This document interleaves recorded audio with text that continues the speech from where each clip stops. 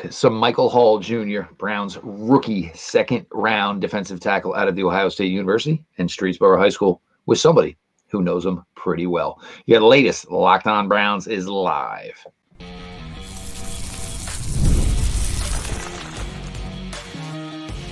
You are Locked On Browns, your daily Cleveland Browns podcast. Part of the Locked On Podcast Network, your team every day. Welcome back, my friends, to the show that never ends, your daily delivery of all things Dog Pound, LGB, and the LOB, the Locked On Browns podcast, brought to the Locked On Podcast Network, your team every day. I am your host, Jeff Lloyd. I appreciate everybody who makes Locked On Browns their first listen every single day. The everyday crowd keeps growing. Don't miss out. Join in the fun. Subscribe to Locked On Browns YouTube channel. The show is always available, always free, wherever you get your podcasts. Today's episode is brought to you by Monopoly Go. I admit it, I have a competitive side, and it is a big fan of Monopoly Go, the mobile hit twist on classic Monopoly. So join your friends and download Monopoly Go now free on the App Store or Google Play. We're joined here today by the OBR's Pete Smith. And look, y'all know the drill. Pete would have been here anyway after the draft to talk. But if we're going to talk Mike Hall Jr. and with the Browns' selection of Mike Hall Jr., certainly created a fun moment for me on the outside, certainly for Pete on the inside. Anybody who knows, and even back during COVID, I mean, when we were just trying to put together content and having conversations, talking football, we were always talking about the Streetsboro High School program. Mike Hall obviously was a big, big part of that. We talked about it a little bit, Pete. Obviously that was one of the reasons why you decided to, make sure you made a return to Mobile this year. You could go 70 years coaching high school athletics, youth athletics, and never have one kid, hit the pinnacle of what Mike just did. So for those who only know Mike, the player on tape, just some thoughts here on, a guy that you probably knew was a 15, 16-year-old kid who now all of a sudden is, basically on to the holy grail of the NFL. Yeah. So Mike was with us starting his sophomore year's high school. And, you look at him and he looks like a grown man, and you sort of don't appreciate the fact that, or it's easy to lose the fact that he is a kid growing up like everybody else. And he, matured quite a bit for us,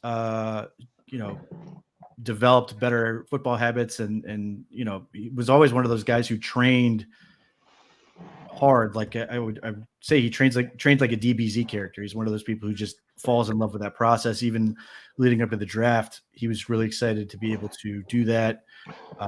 Work with the defensive line coach he did out in California.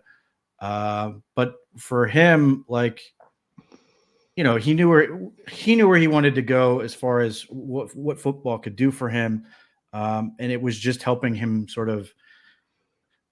Mike was going to be a special player the second he was born. Like, we didn't do it. He's, one, trying not to screw it up, and then two, helping him in everything else. I mean, his mom worked her butt off for him to put him in a position where he could do those things and allow him to first end up going to the Ohio State University, and then allowing him to get in this position and seeing him, I don't think it hit me that I'm not even quite sure it really has. It hadn't really hit me that he was sort of an NFL guy, NFL draft pick / on the Browns of all places until the press conference. But I went down to the Senior Bowl to see him practice, and obviously that was a huge thrill. That was a special opportunity just to get him to see him do what he wants to do and be special at it. And obviously he won the defensive line award for the week. And then, certainly the Browns made sense as a fit for Mike, but we knew that there were other teams interested. Houston Texans were particularly interested. In fact, I suspect if Mike was still available, they would have taken him at, I think, 59th pick. The Lions were interested in him. The Rams had done some research on him. There were a lot of these teams that he was too young for the Rams. Well, evidently, fascinating experiment they've got going over there. But so you go down to Mobile, and you're basically like, okay, cool. He's going to end up, anywhere else, and you wish the best for him. And but to then see him obviously end up in Cleveland was a huge thrill.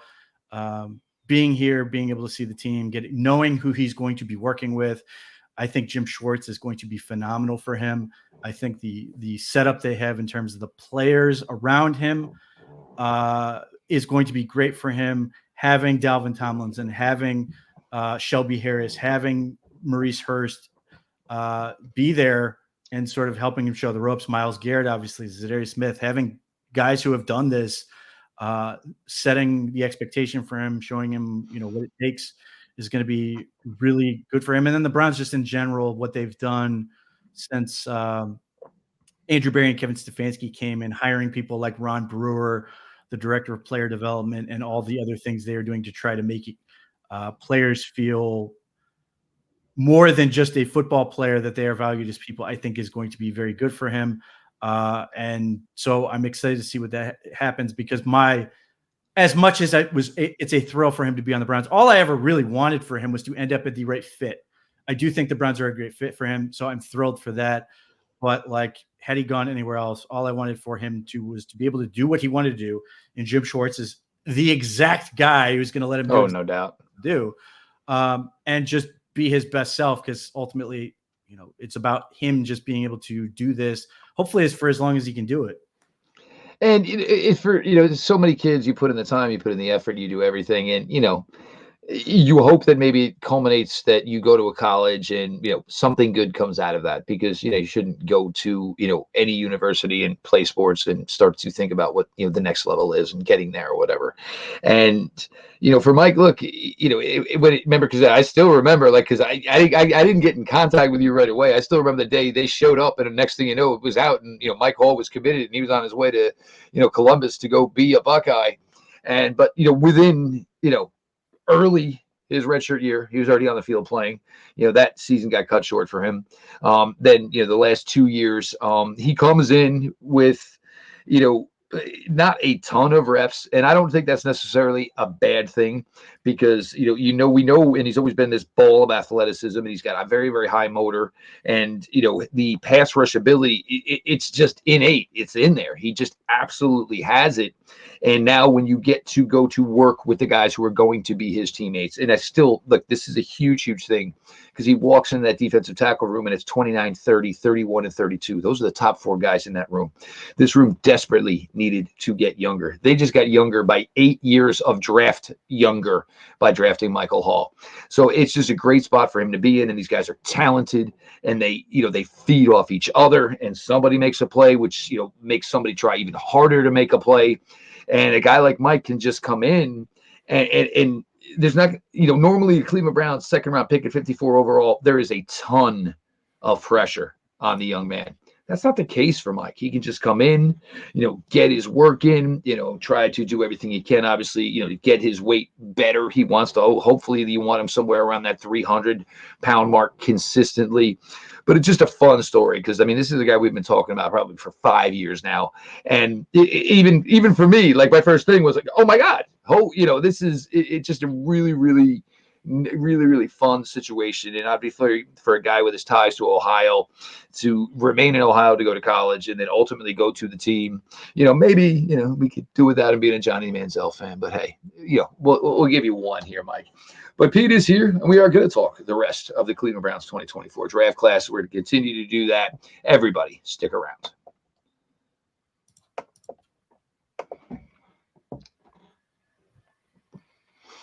All right, game off. We got to pause here to talk more about Monopoly Go. I know what you're saying. Flag on the play. You've already talked about that. But there is just so much good stuff in this game.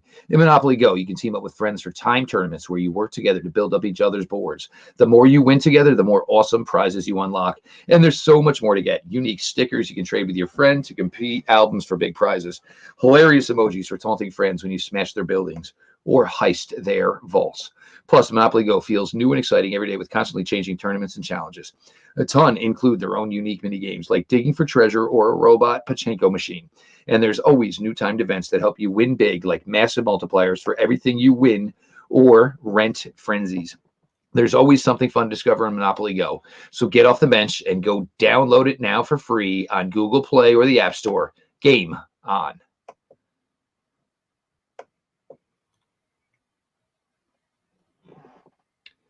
Your latest Locked On Browns continues. Your host, Jeff Lloyd. I appreciate everybody who makes the show their first listen every single day. The everyday crowd, if you're not part of it by now, make a new plan, stand, subscribe to Locked On Browns YouTube channel. And, of course, we're always available, always free wherever you get your podcast.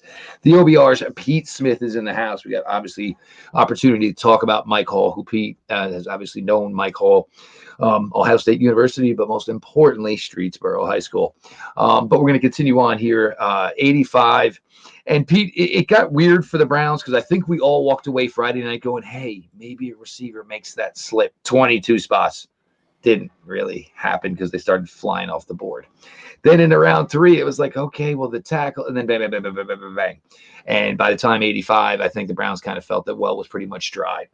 They select Zach Zinter at 85. Ironically enough, the history between Michael Hall and Zach between, bumping into, and that's how, Zach ended up breaking his leg in the Ohio State-Michigan game, causing the end of his season and his college career. But Pete, and this is something, we definitely thought they were, looking at offensive line in this draft. And, look, as much as everybody loves Joel, everybody understands that, time is not necessarily on anybody's side of the NFL. And when Wyatt is right, he is one of the best in the game.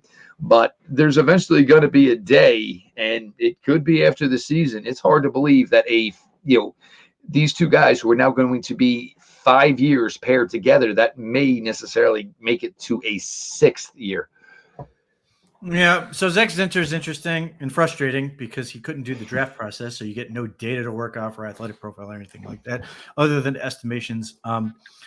First, Mike killed him in the Ohio State-Michigan game. Let's be very clear. I'm not talking blew by him on multiples, but whatever. Zach Zinter is a really good pass protector and a good run blocker, and I feel like some of this hints to where the offense is going. Big man, gap scheme guy. If you watch Michigan, it's endless counters and powers and all that stuff. You got multiple pullers. The question with Zinter is, are they going to try to have him cross-train at left guard? He has cross-trained a little bit at center, which is fine, but every snap he's played in a game at Michigan was at right guard. So do they try to cross-train him? Because obviously the more pressing issue is potentially Joel Bitonio. Meanwhile, you do have Wyatt Teller that can, has a bad habit of getting calf injuries that could sideline him for a little bit. So it helps that. Andrew Berry sort of previewed this pick in his press conference where he talked about wanting to address position groups where there were no young players, and there was clearly no guard on a starter track. So Zach Zinter gives you that. They highlighted the culture, personality fit. And it seems like after the fact, there were a lot of teams that were sort of bummed that Zinter got picked, which could be a good sign. So the fact that he's a very good pass protector, smart player, and plays a run game scheme or has been very effective in a run game scheme that it seems like the Browns are going to, is good. We'll see where it ends up because you want this guy to be starting for you eventually. That is the expectation with this pick. And you look, and there is a future certainly now to this offensive line. A Big Ten future to it. With Luke Whippler, certainly now with Zinter, and certainly with DeJuan Jones. Nobody's pushing anybody out the door, but you'd be foolish to think that if the changes are not coming, and they're not coming sometime soon. The wide receivers and the way it works, and it got really red, and you kind of had a feeling, that once round 2 started, because there was the flavor aspect of it. And a couple of guys went late in round 1 that maybe some teams weren't interested, obviously, and some teams certainly passed on. As far as the Buffalo Bills letting Xavier Worthy go to Kansas City, Carolina Panthers jumping up 1 selection to get Xavier Leggett. And I guess maybe the 5th year is an option when the guy's already, you're concerned about the 5th year when the guy's already 23. Who knows, whatever. But for the Browns, and Pete, it was going to be an issue, man. 85 to 156. So they saw the first 53 players go off the board. Then it was 31 before they made their next selection. Then it was another 71 picks. And it wasn't a ton there. And if they wanted to trade up, they maybe had one opportunity in this draft to do it. Chose not to. Get Jamari Thrash at 156. And they've tried to bring these kind of guys in, like some guys who have some vertical, Marquise, and they were veteran guys and got dinged up once and never really got into the fold. At least with Thrash, he comes in, and it's not something where it's a one-year deal. He can progressively work. Does he maybe find some playing time here in 2024? Perhaps. But ideally, it's a name that crops up when you think there are going to be a couple of changes, maybe, to that room in 2025. So with Jamari Thrash, like my sort of theory of the case was that the Browns were going to add somebody that had would be able to play on the outside. And Jamari Thrash's last season, this past year at Louisville, 89% of his snaps were on the outside. Like a lot of the guys bandied about as possibilities, like Keon Coleman, for example. I think is going to end first one that came off your tongue. Well, yeah, I did want to get that in there, but I think he's going to end up in the slot. I think he's going to be a power slot, which is fine. But when you have David Njoku, you just signed Jerry Jeudy to a major extension where he does a lot of work in the slot. It just felt like the Browns need to get more guys who can play outside. Now they've said they're happy to play him inside and outside, but I do think that was important. Thrash dominated at Georgia State. Dominated like 45% of their receiving yards in 2022. And he looked good against the South Carolina and North Carolina before he went, ham on the Sun Belt. Like he crushed them. Played really well at Louisville for the most part, played through a broken hand. Yes, there are some drop issues. Yes, there are some questions about his ability to, make plays through contact and stuff like that, which I think is reflected in the data as far as he's really efficient, I think, from the 20 to the 20, not as great in the red zone, which is fine. You've got guys that do that. Now, the other thing that stands about Thrash is I think, peculiar athletic profile, but EFF has this thing, which is they are like kind of teasing out, but also not releasing to anyone but teams. And that, their gas metric, which is to try to measure in-game speed. And Jamari Thrash, according to them, finished high in that. So in other words, the 4.46 he ran, which is a perfectly fine time. We get in this world where we think 4.5 is slow. They according to their tracking, he played fast. And the guy I keep coming back to as far as how he plays and how he gets open, because his whole thing is he creates a whole lot of separation. I feel like he's a little bit like Rashard Higgins with more juice.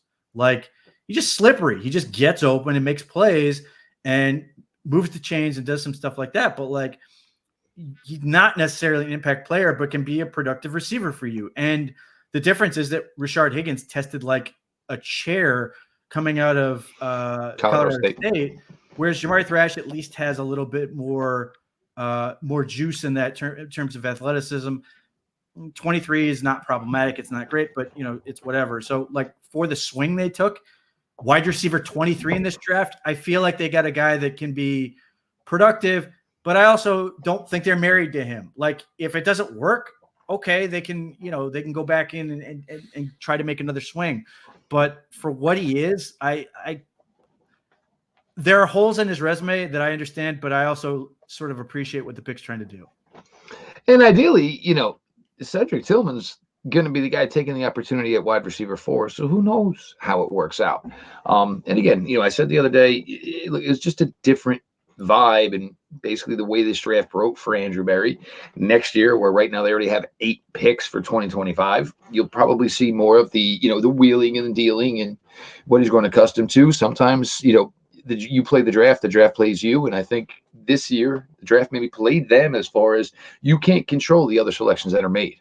And I think once the way the picks fell that they did, it was really just, let's get our guys and, make our way on out of here. And if you don't have a first round pick for 3 years, you shouldn't be worried about drafting starters anyway. And that was a situation the Browns were in, regardless of how talented this draft was. We're going to go to the day 3, guys, continue on those. The latest Locked On Browns continues. Everybody stick around.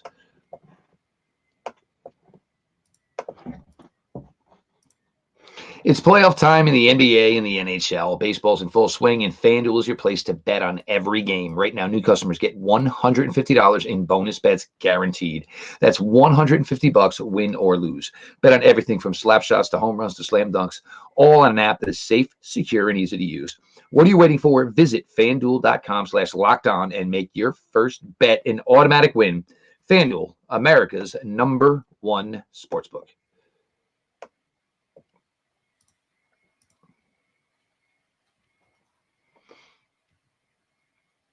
Your latest Locked On Browns continues. Segment 3, your host, Jeff Lloyd. We are joined by the OBR's Pete Smith. I appreciate everybody who makes this show their first listen every day. Join the everyday crowd of Locked On Browns by subscribing to Locked On Browns YouTube channel. The show is always available, always free, wherever you get your podcast.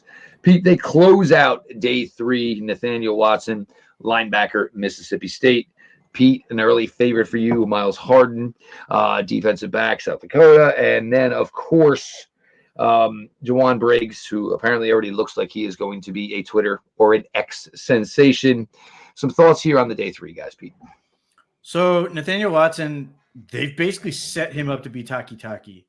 They didn't have a Sam. They didn't have a Sam linebacker. It seems like they are going to have him do that. They're going to have him be that big. Try to get him to be that big-bodied Mike, which Taki also played. They didn't have that, so they wanted to address it. So as much as I want to criticize certain things, like the fact he's the oldest prospect the Browns have ever drafted, he doesn't need to be, even as much as I'd like this to be a better impact pick in terms of how good it can be. If he lives up to that role, we'll be happy. And I sort of look at, like, right now, I look right at the Steelers and what they're trying to do and go, that is where Nathaniel Watson needs to be ready to go, because they've drafted 35 linemen. They have Arthur Smith. They look like they want to pound the football over and over again. The Browns did not have that linebacker body to deal with that. Now, Nathaniel Watson has super long arms. His missed tackle percentage is like nothing. And he can rush the passer, which is interesting in this defense. So in that way, he sort of has a similar breeding as Sione Taki did, because when Taki came out of BYU, he was actually an edge rusher for a bit and then shifted back to a Sam linebacker. So I like the fact that Watson has experience taking on shedding blocks. That part is helpful. I love Miles Harden. Miles Harden is, and I told Jeff this as soon as he was picked, he's a prick. He hates humanity in a way on the football field that I just love. He has elite agility, like sub 4 shuttle. Yep. 6.883 cone, and he was good. Like, he was good in the Missouri Valley Conference, which includes the national champion South Dakota State, Jackrabbits, that includes North Dakota State. Like, he played legit competition. Sure. He is built to play in the slot, and to get him in the 7th round, I would have spiked the football if this guy was drafted in round 5. I just like the way he plays. I like his mindset, physical, has a lot of on-ball production. Like, he is everything I want the Browns to do in picks. The only thing hurting him a little bit is the fact he played at South Dakota. Like, I don't care. He's a very talented football player. I will not be surprised if he is able to have success, gives them more flexibility, because if we live in a world where Greg Newsome is no longer on this team, and I'm not suggesting that's coming, I don't think it is very soon, but if we get to that point, Cam Sutton can play inside and outside, and they may need him to play outside at points, especially if, like, Denzel Ward is out for a month or something like that. So this gives you another guy who does that. Like, Lance Zierlein described Harden as a corner who hits like a safety and just natural to play in the slot. So I really like that. Juwan Briggs is really interesting because he's played like Quentin Jefferson in terms of he has played everywhere on the line for Cincinnati. But I think he's going to end up trying to compete for a one-gap nose tackle role. Siaki Ika obviously won. That's a little bit of a, there's urgency there to get that position right. But Siaki Ika is also more size-wise built to be a two-gapper. Like Juwan Briggs sort of, I haven't had a chance to dive deep in his tape yet, but like he reminds me in terms of what the Browns are going for with his strength and everything is being like what Kelly Gregg was for the Ravens, where he big 300-pound wrestler at Nebraska who just is quick off the ball and is strong enough to just beat them to the point and cause damage that way. So like if he can get onto the center or the guard and just single man them and drive into the backfield, he wins. Not a huge investment there, but I at least like the idea, because like this is the thing. Like if you are, I know in the NFL where so much is bigger and bigger and bigger, and there are people who like Devondre Sweat and everything he could bring. But like for the style of defense Jim Schwartz wants to run, it feels a lot like Briggs is maybe more suited for ultimately, if he can do it, more suited for really what this defense wants to do, as opposed to just getting the biggest man out there that is strong. So he's interesting in terms of that. He was on Bruce Feldman's freaks list. He did 39 bench reps at the combine. So there's some things that are interesting, even though that's usually not a good sign. There's an inverse relationship usually with like the guys who crush the bench press in the NFL, but he's at least interesting. 7th round pick. It's not a huge investment. Like people assuming, well, this means he's going to make the roster. I think the Browns are to a point where you can't guarantee that. He's going to have to earn it, but I like him as a fit. No question. And I think one of the more shocking things was that it was maybe 4 defensive players and 2 offensive players. But again, you play the hand you're dealt, and there's 31 other people playing. So have you ever been at a blackjack table and you start to lose your mind because people are hitting and taking your cards? It's kind of the way this works. You can't control what the other 31 teams are doing. You got to do the best you can do based off of what they have done and what is in front of you. And, I know the grades for this draft aren't great, and I probably understand it. But of course, if you don't have a 1st round pick, and if you're not drafting, flashy positions like corners, wide receivers, quarterbacks, pass rushers, it tends to put you in a situation where, it may not be the most flashy of drafts. This Cleveland Browns 2024 season comes down to one thing and one thing only, and that is quarterback Deshaun Watson. That's what it comes down to. You have a lot of great pieces in place, and you're trying to do the best thing you can to put him in the best situation, but it'll ultimately come down to how number 4 performs. Pete, I appreciate your time as always. It was fun to get him on here. Obviously, we were going to talk draft anyway, but Pete, has obviously a relationship with Mike going back for years now, so just a fun thing. Pete, I wish you well for the rest of the time you give to Streetsboro High School. You're probably never going to feel this again. But to get to experience all this and obviously, live vicariously through somebody that, you knew and knew pretty well, and getting him to see him has been just a fun way to do it. Make sure you're following at _Pete Smith _ check all the workout over at the OBR. I'm your host, Jeff Lloyd. Appreciate you all for making the show your first listen every single day. If you are not a part of the everyday crowd, it's simple. Subscribe to Locked On Browns YouTube channel. The show is always available. It's always free wherever you get your podcasts. This has been your daily delivery of all things dog pound. LGB on the LOB. Let's go Browns.